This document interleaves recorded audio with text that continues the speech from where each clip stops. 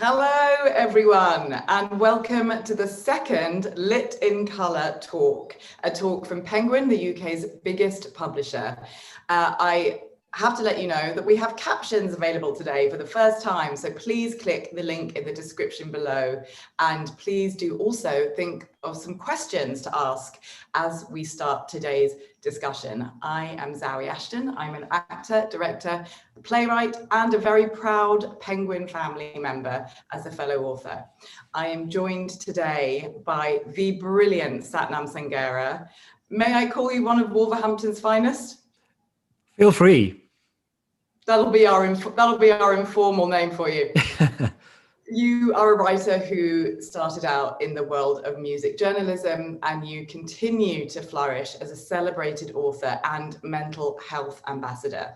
We are using your newest and most excellent work, Empireland: How Imperialism Has Shaped Modern Britain, as the jumping off point for today. We are discussing the legacy of empire and imperialism on modern Britain, and how a collective awareness of this piece of history can bring about change in how we think and how we learn in a multicultural society. Sathnam, welcome to Lit in Colour. Thank you for your time.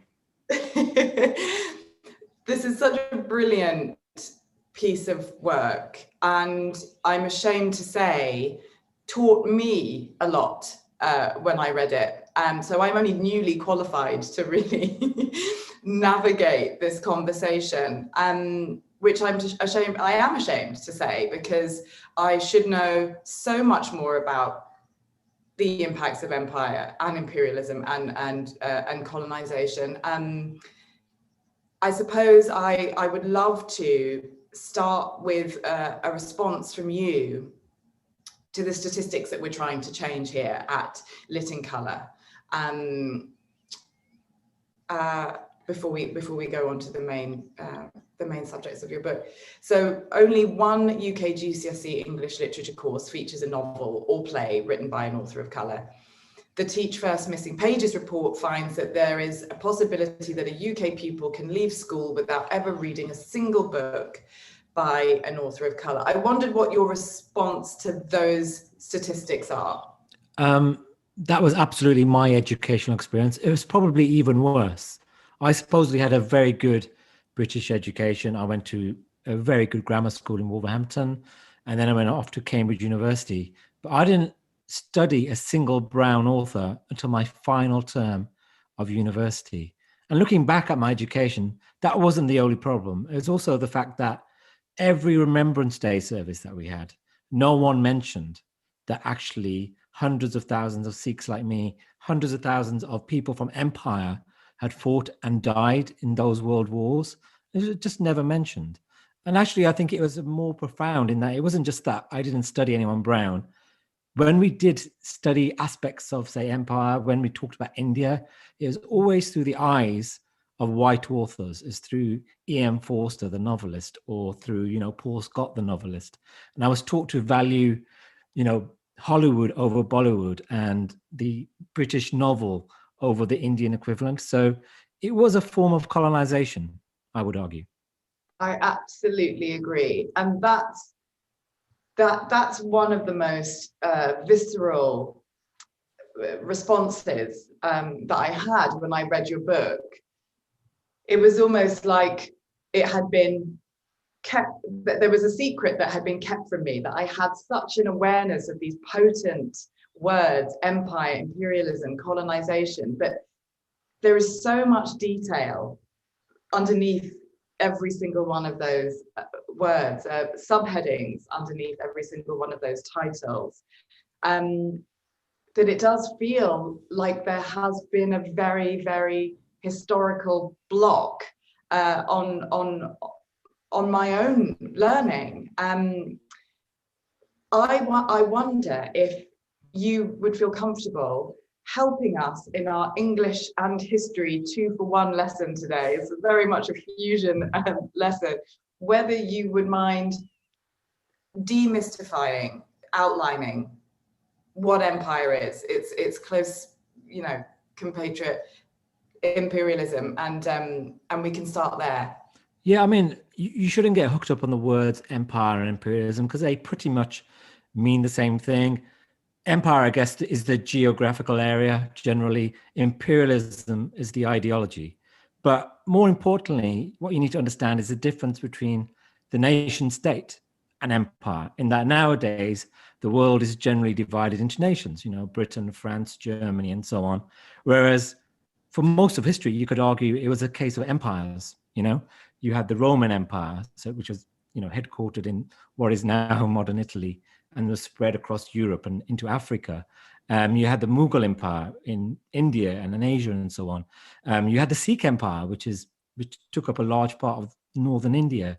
But British Empire was actually the largest one we ever had.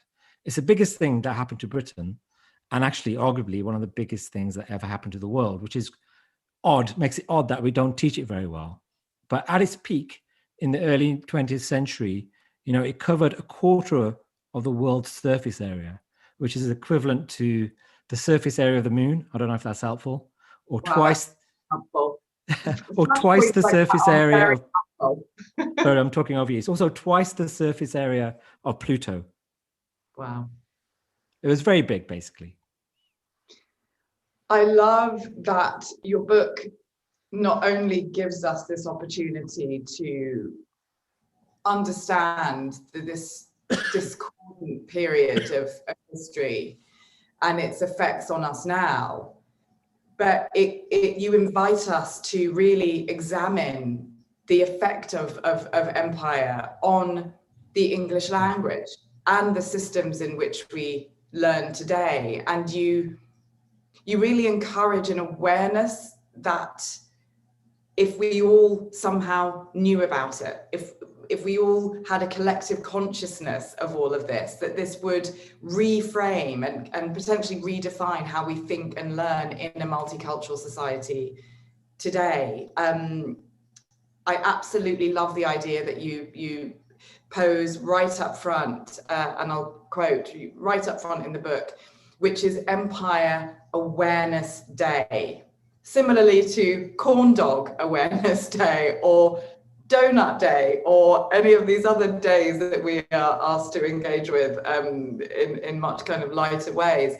But you say in the book, for one day a year, instead of being taught French or Spanish, the children of Britain could instead be instructed on how the English language itself exists as a living monument to Britain's deep and complex relationship with the world through empire.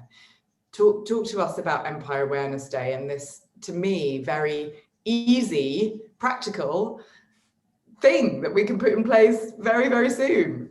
Yeah, I guess my argument in the book is that empire explains so much about us. Fundamentally, the reason you're here, Zawe, talking to me, I mean, I don't know how you describe yourself, maybe a British Ugandan. I call myself a British Asian. Yes. And British and then still working on the subheadings to make sure that they are as true to oneself and as far away from the effects of what we're talking about as possible. It's a work in progress, isn't it? Yeah. And so the reason we're here fundamentally is that some British people went to Uganda, probably in the 18th century. The reason I am here in the UK at the moment is because a bunch of Britons went to India in the 17th century. The reason we have a multicultural society in Britain is because we had a multicultural empire. And so I think we're not aware enough of this in Britain. Yeah. So my idea of an Empire Awareness Day is to kind of make people aware of why we have multiculturalism, why our racism it works the way it does. It can be explained in large part by the way British Empire worked in the 19th century.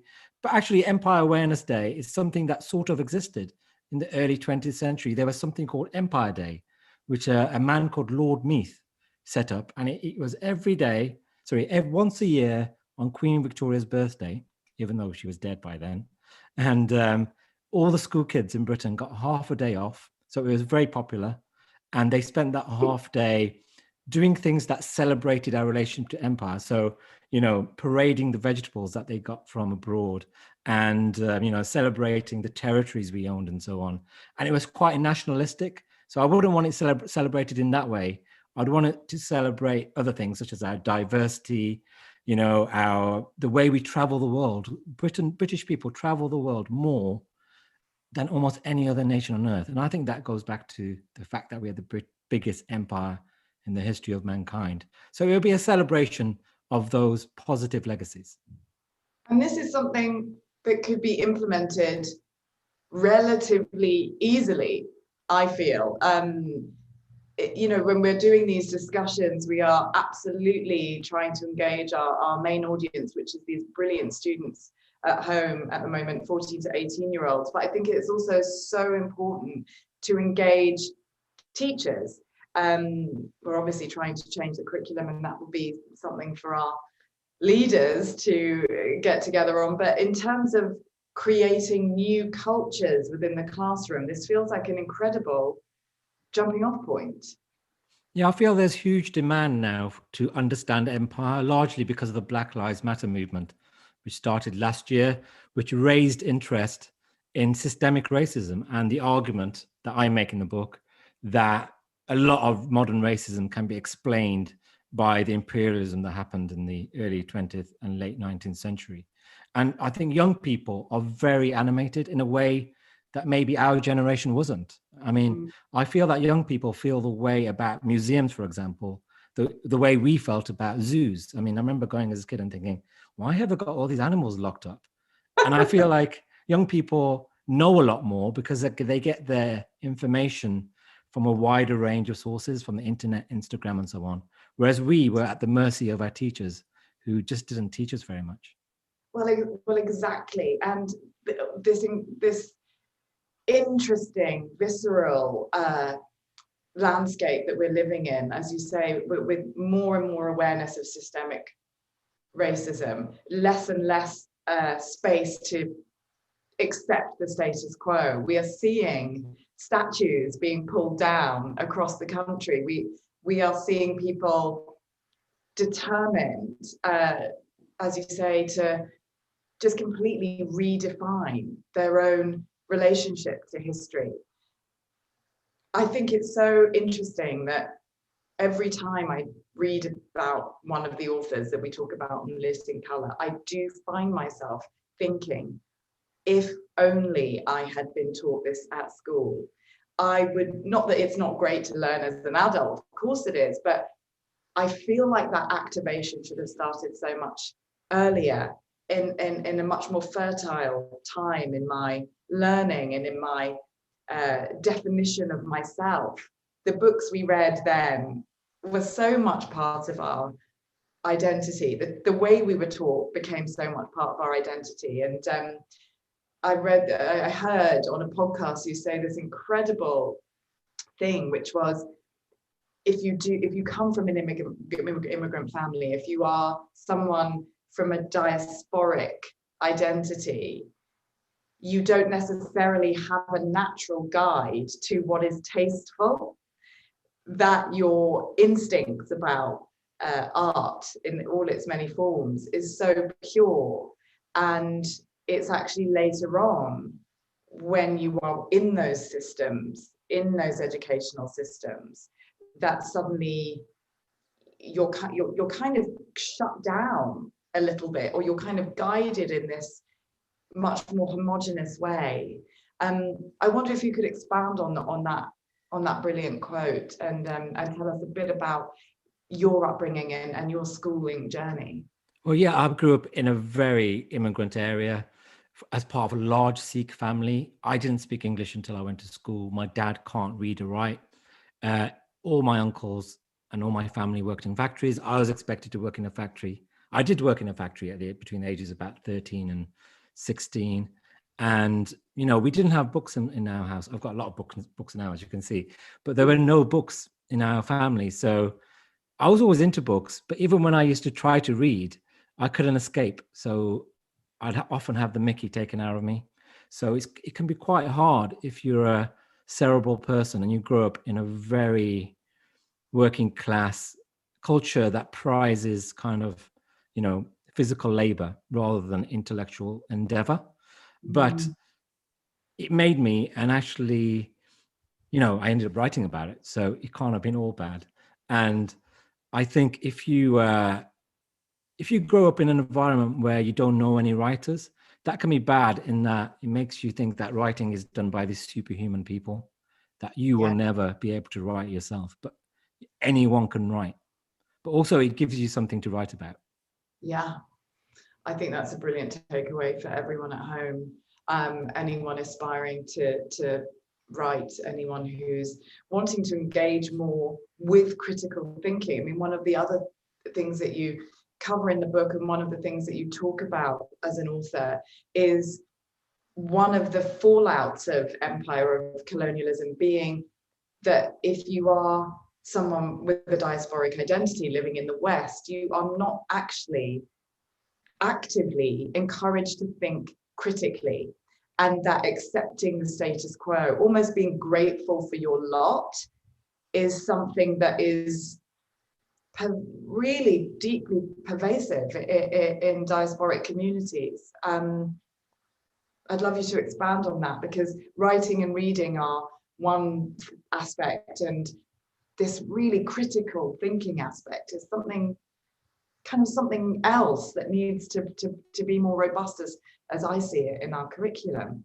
Yeah, I mean, in general, as a country, we're not very good at understanding our imperial background. We see ourselves primarily as the country that won World War II, you know? And I think that's because World War II is such an easy thing to understand. 6 years, clear morality, evil Germans, racists, we beat them. But British Empire is 400 to 500 years of history, very complicated. Some of the people were good, some of them were absolutely terrible. Also, it's very painful. There were massacres, there were, genocides.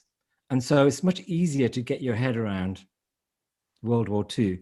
And unfortunately, we've now got, as an extension of that in this country, this idea that to be proud of being British, you need to be proud of British history, which is really silly because it's 400 years. You can't be proud of it. It's not like buying a computer from Argos and giving it a 5-star rating.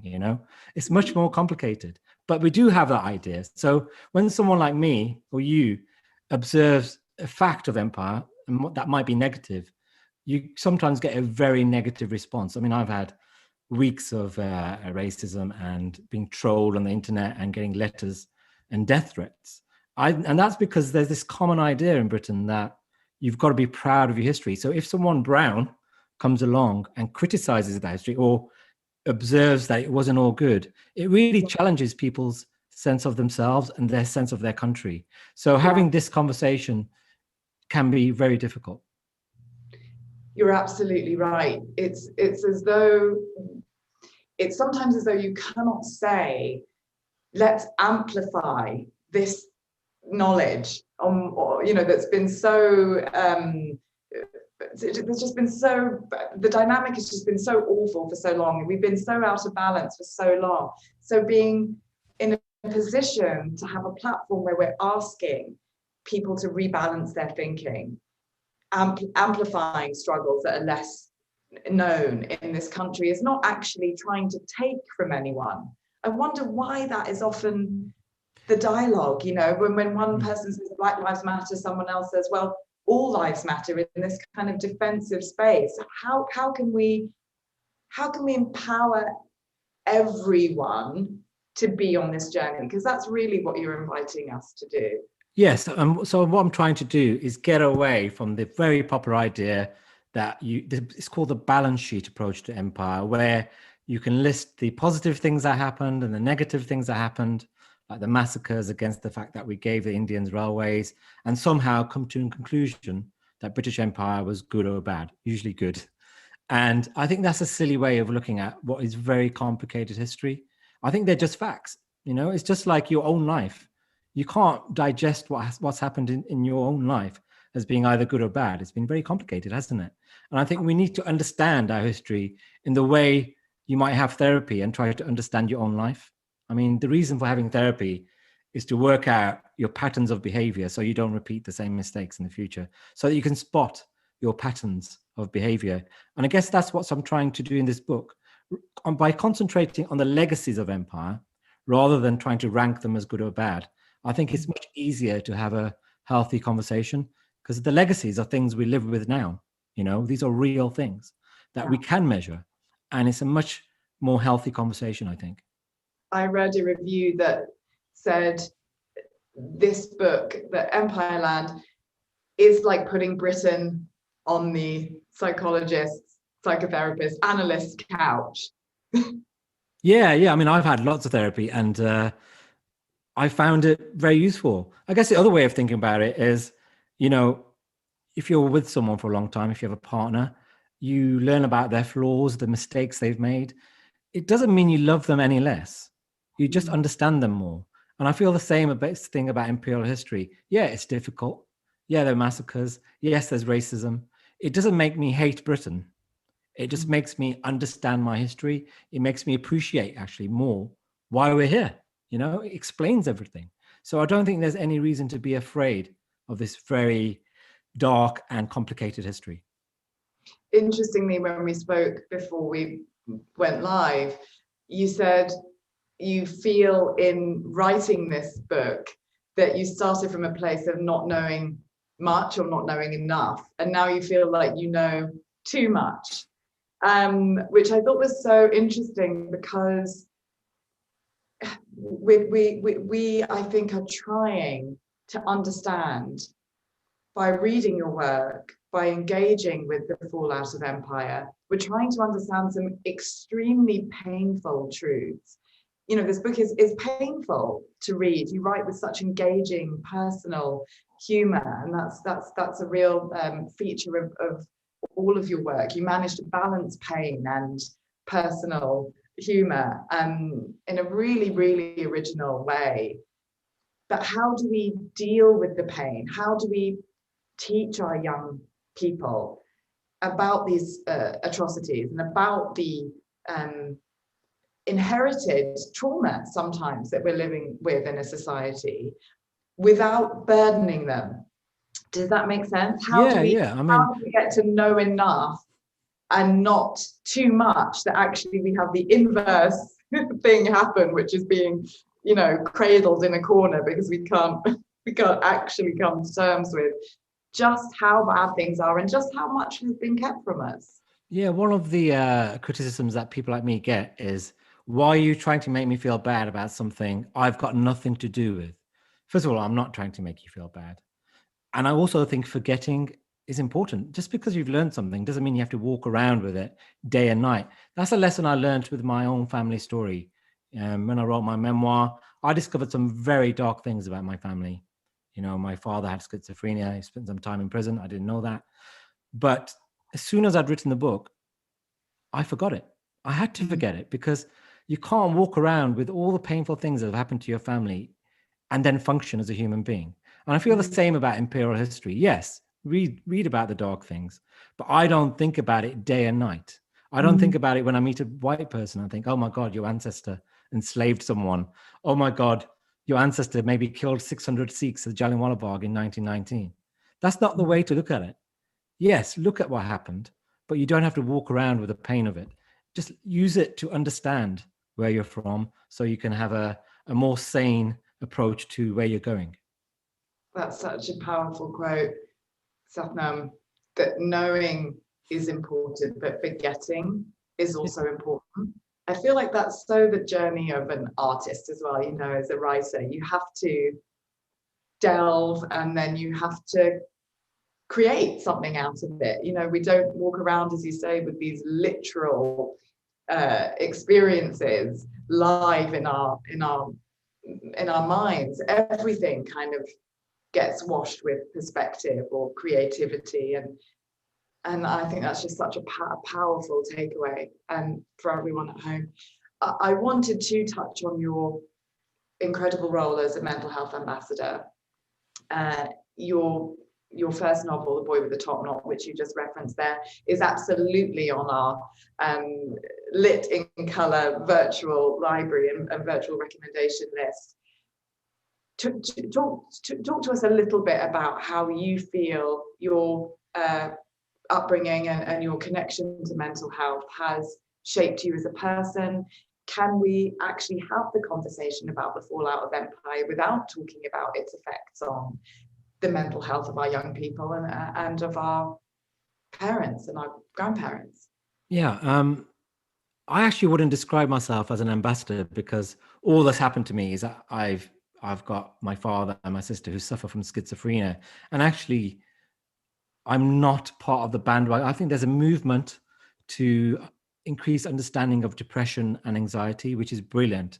But the illness that my sister and my father suffer from, schizophrenia, works in a very different way to those illnesses, and is much more catastrophic. I mean, very few people recover from schizophrenia. The symptoms when you're ill are very troubling. I mean, frankly, when someone's ill with schizophrenia, you will probably cross the road to avoid them, because it can be very troubling.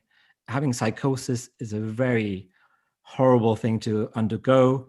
So if anything, I feel like my job is to explain the difference between severe mental illnesses, like my father's and my sister's, and milder ones like depression, although mild depression can be absolutely devastating.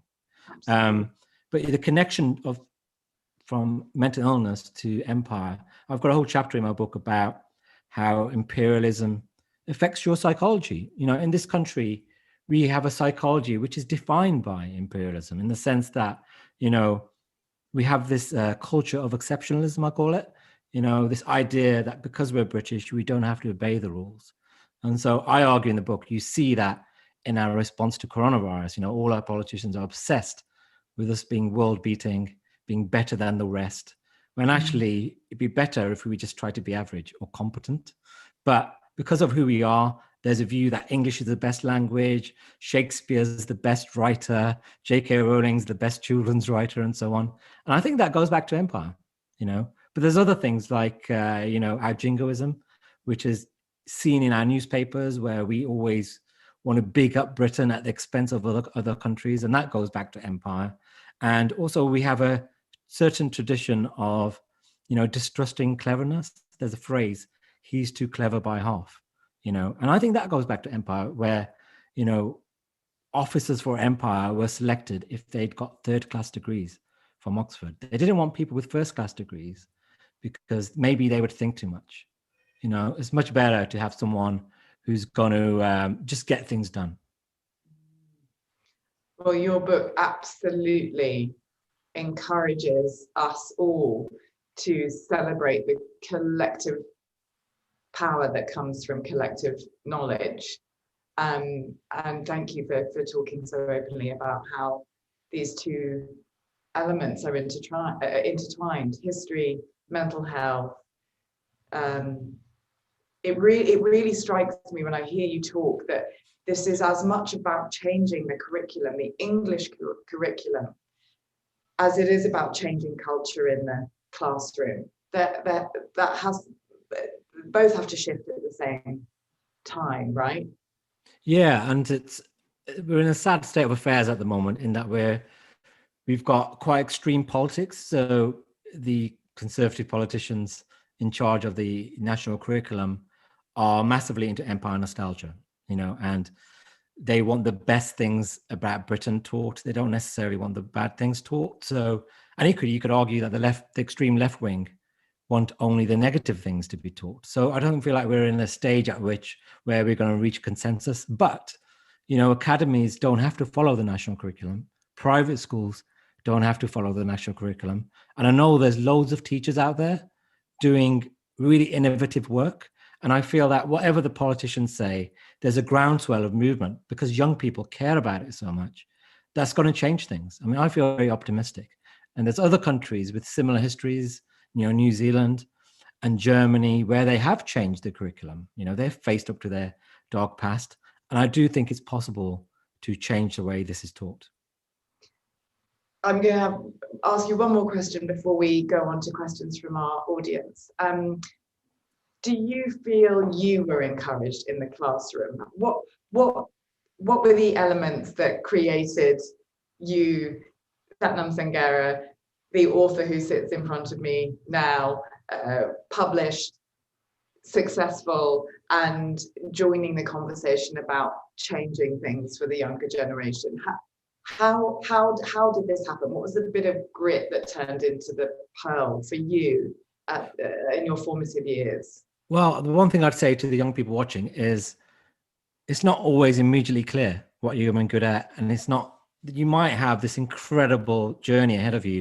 And it might not be evident, because when I started at grammar school, I was bottom of the class, almost every subject for 2 or 3 years. And then suddenly it's always one teacher who inspires you. And with me, it was my English teacher, Robin Roberts. She's passed away last year, actually, and my book is dedicated to her. But she kind of adopted me, got me into reading kind of more adult books than I was used to, inspired me. And I suddenly really wanted to impress her. And I went from being a boy who never spoke in class, being bottom of the class, to often being top of the class. And I ended up being head boy at my school and then going on to Cambridge. So you might not have discovered yet the thing that's in you.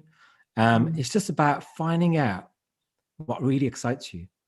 And that takes several years. But everyone gets there eventually. Was this the same English teacher that actually drove you physically to Cambridge for your first day? She did, yeah. And, things got very bad in my family because my sister had a schizophrenic breakdown. My dad was unwell too. So when I was doing my A-levels, my home wasn't a particularly calm place to study. So I would often study at her house. She drove me to university, and actually she continued editing my books and so on quite late, very late into her life. So it was a massive tragedy when she died, but I'm very grateful that I met her. And my mother always calls her my second mother. And I think that's what teachers do. They're sort of like your parents. Hate to say that. Absolutely. No, their legacies are intensely strong. Well, thank goodness for Robin. We are going to go to some questions. They're coming in, some modern technology folks. So the first question is from Lydia. Did the British Empire ever really collapse? That is a really very perceptive question, because one of the really difficult things of understanding British Empire is that it doesn't have a clear end or a clear beginning or a clear middle. Everyone argues about it. When did British Empire begin? Some people say it began when we established a colony in Ulster in Northern Ireland. Some people say it began when we established a colony in America. Some people say it began when Lord Clive beat the Indian army in India in the 18th century. So people argue about when it began, and boy, do people argue about when it ended, because India, the Caribbean, Jamaica, Kenya, Uganda, all these countries left the empire at different stages. Hong Kong, I think we handed over in 1997, and that was quite recently. And actually, there are still some colonies that we own. And you'll find people in Scotland who say, you know what, we're a colony too. And actually, British Empire continues. They've colonized the Scottish and the Welsh. So there's no clear answer to that. And people argue about it. And this is what you'll find with everything to do with empire. People argue about every aspect of it. There are very few clear facts. Great question and a great answer. Thanks, Lydia. Question from Max. How do you think the British Empire has affected the way the UK and its former colonies live today? God, these are great questions. Yeah, in a way, that's a question I don't really go into in my book, but it's a very good question in that. And one of the main differences is, if you go to India, which I have done quite a lot as a journalist, and America, they see Britain as the country that formerly had an empire. It's part of the reason why in Hollywood, they find it very easy to portray the British as baddies. But we over here don't see ourselves as that. We don't think of ourselves as the country that had the empire. We think of ourselves as the country that won World War I and World War II. And even in that story, we often erase the black and brown soldiers who helped us win those world wars. So I think there's a massive disconnect between the way we see ourselves, the way we think other countries see us, which is a real problem, I think, at the moment because of Brexit.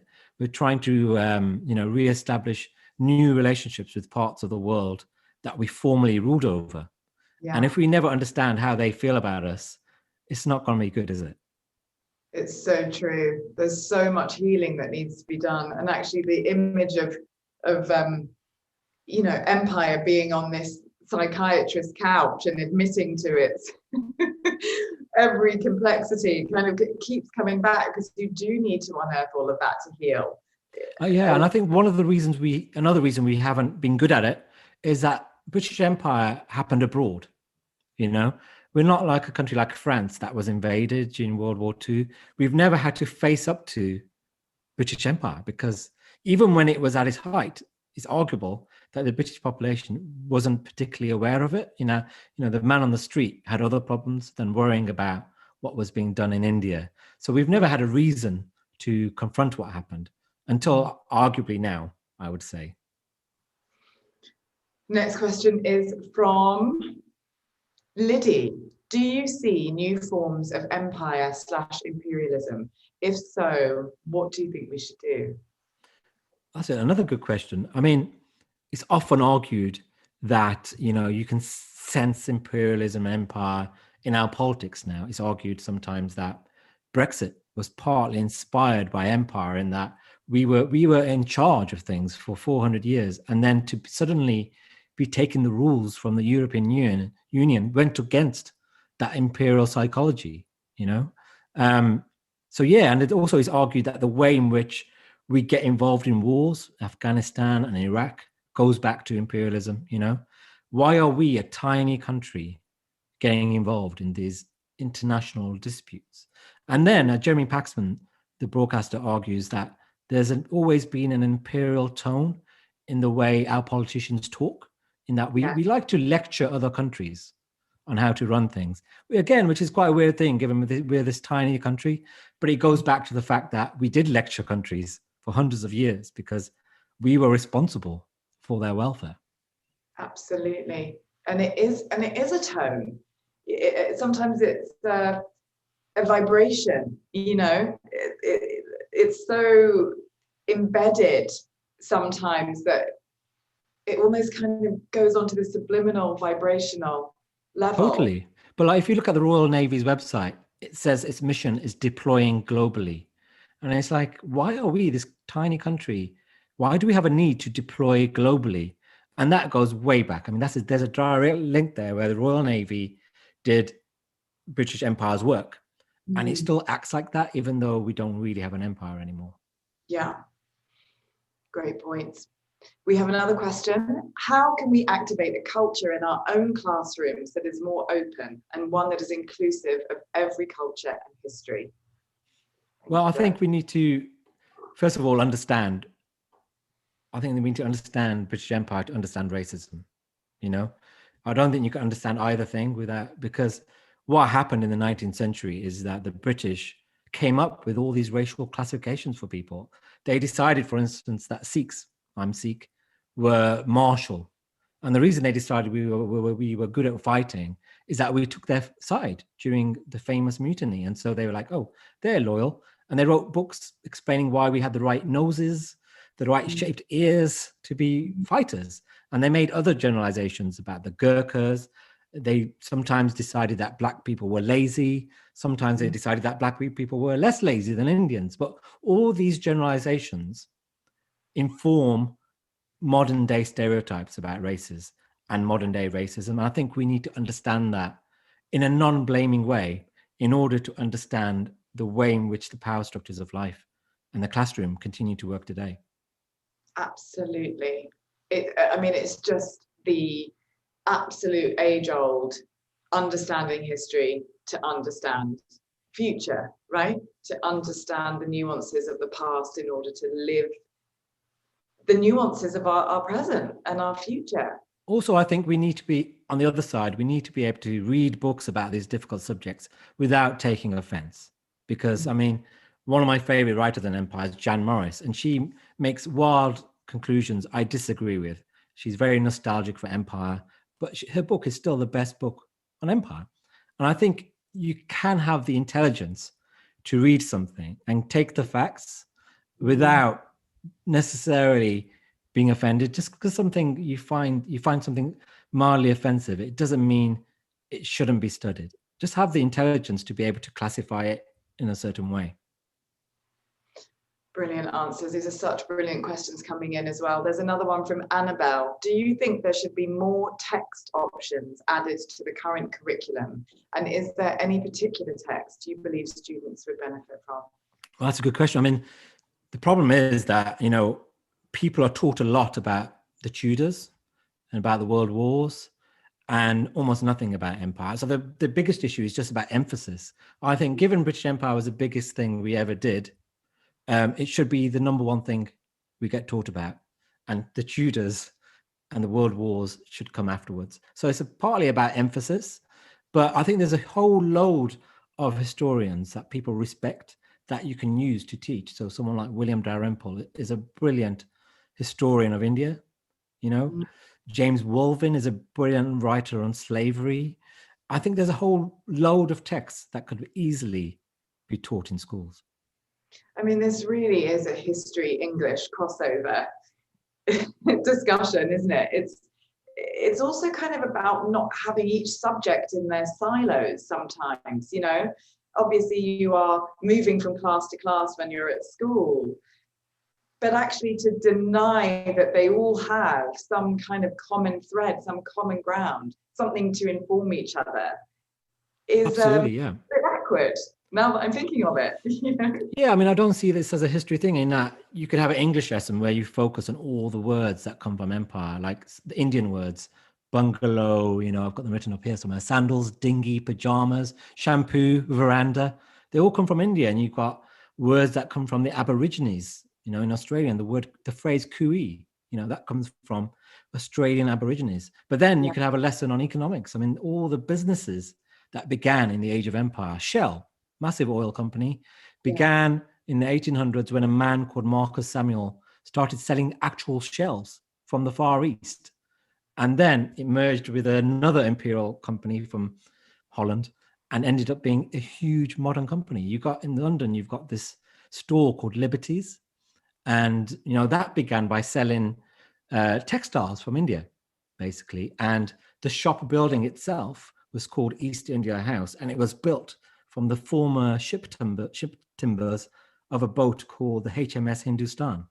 So there's huge things like that. And then there's all the ways in which our wealth comes from empire, from slavery, but also from India. I mean, someone like Lord Clive, who was the first man who really, you know, defeated Indians in India, came back with the equivalent of 700 million pounds in his lifetime.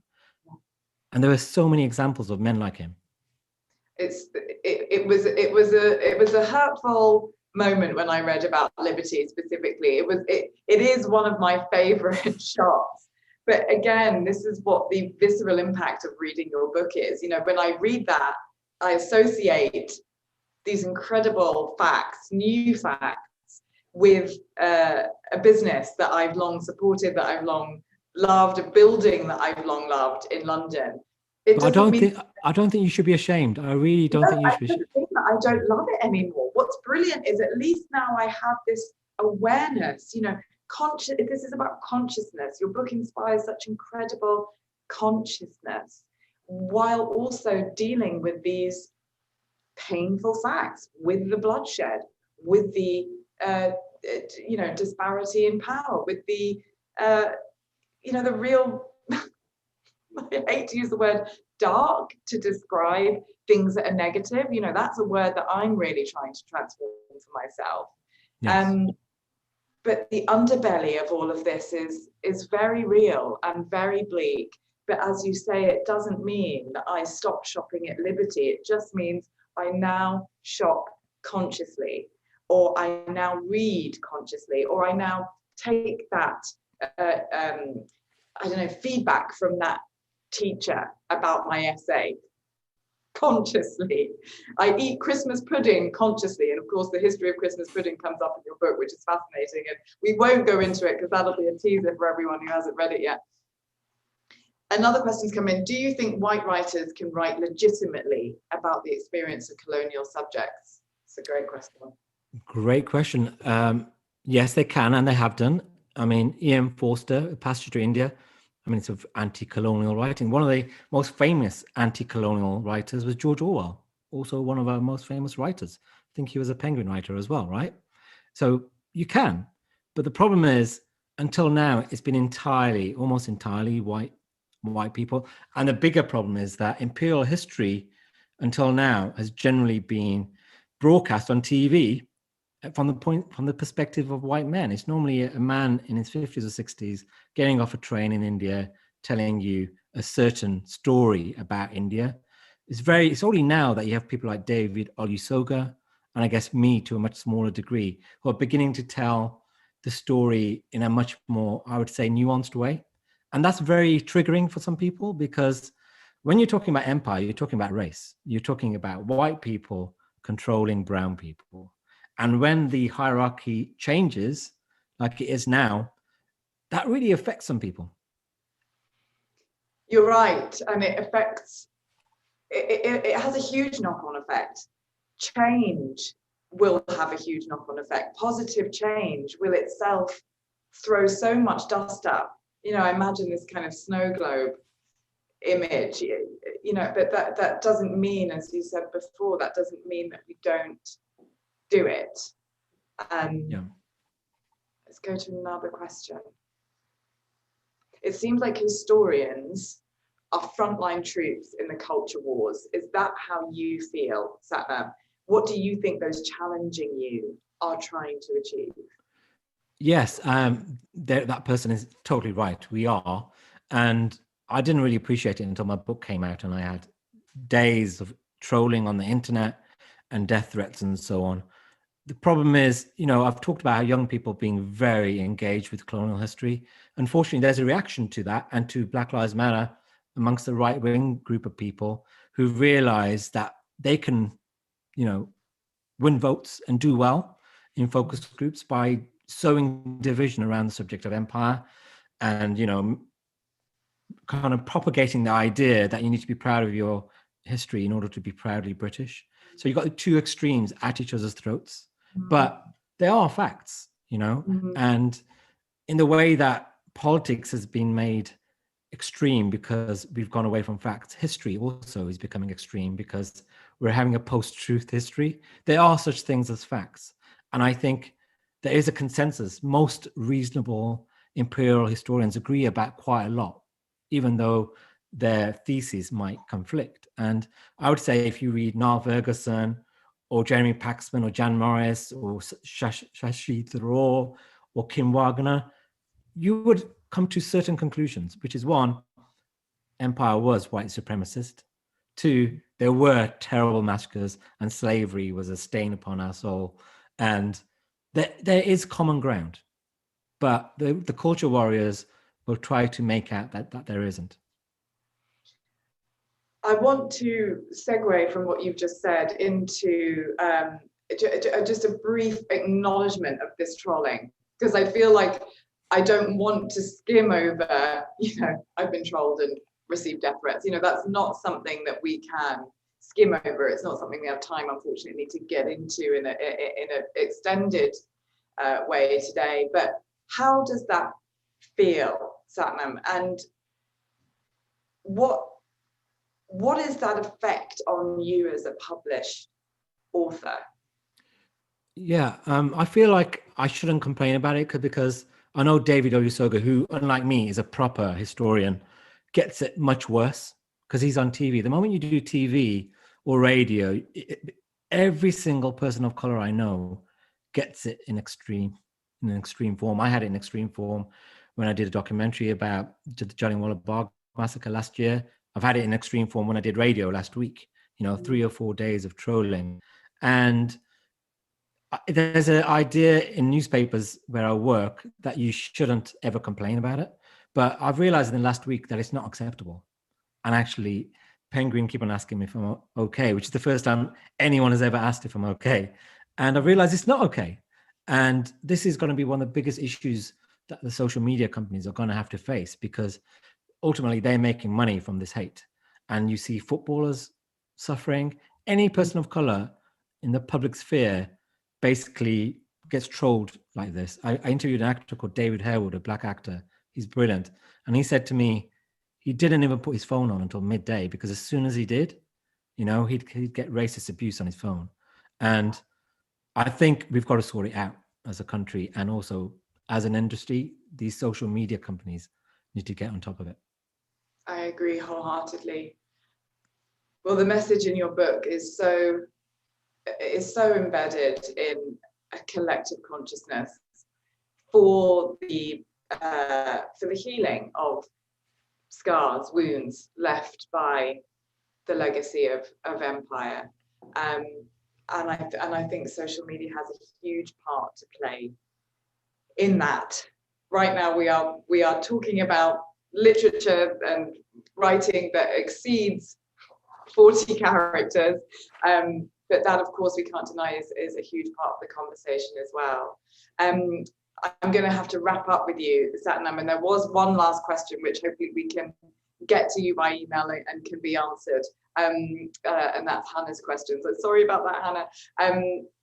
I would love to ask you finally what you would love students to take away from this talk. We have an incredible audience for Lit in Colour, but our main audience is between 14 and 18 at this incredible tender age, and I wonder if there was a final message. I would say facing up to dark things in your national history doesn't mean you can't be proud of your country. Even during empire, there were senior figures in the establishment which complained about the excesses of empire. So William Gladstone, who became a prime minister, often complained about the jingoism of empire. Queen Victoria often spoke up in defense of her imperial citizens. There were people like George Orwell writing anti-colonial stuff. And also famously, Winston Churchill, who was a massive imperialist, but famously described the Jallianwala Bagh massacre as monstrous. I think you can, even then, it was possible to be proudly British and observe negative things. I think we need to rediscover that as a country. It's a wonderful final message. Thank you, Sathnam.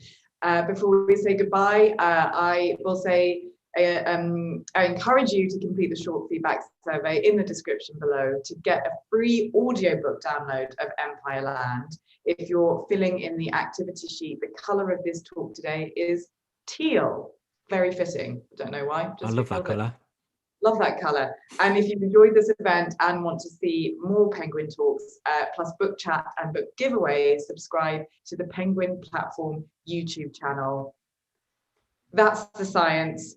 Sathnam, thank you so much for joining us today. Thank you for writing this book and for educating me, educating so many people with this incredible agenda to heal. Oh, thank you for your time. It's been a pleasure to talk to young people, because that's what I want to do. I want to change the way we educate people about empire. Thank you so, so much. And thank you everyone for watching. We will see you at the next Lit in Colour event very, very soon. In the meantime, stay safe, be well, and we'll see you soon.